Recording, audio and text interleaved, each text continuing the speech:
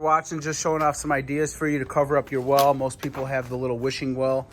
This one is in the backyard, so we decided to put a table here, and we just built this out of scraps we had. It was 4 or 5 2x4s glued together. I had 2 big beams, and I figured I had enough wood to scrap something together. We just got done staining it. Make sure you use exterior paint, or sorry, exterior stain on whatever you decide to use. Over here, we built support around the bottom. I want you guys to copy this idea if you need to know how to do it.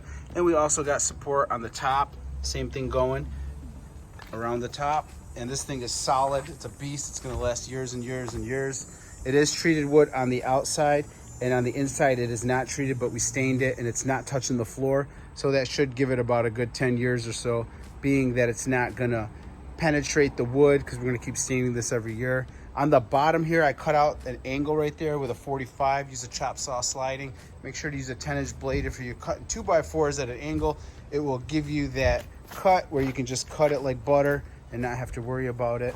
So if you like the design, this table would probably cost you around $1,000, anywhere from $600 to $1,000 if you tried to have it custom built, heavy duty, just out of scraps. But if you like the idea, give me a thumbs up. Let me know what you think about it. That's about it.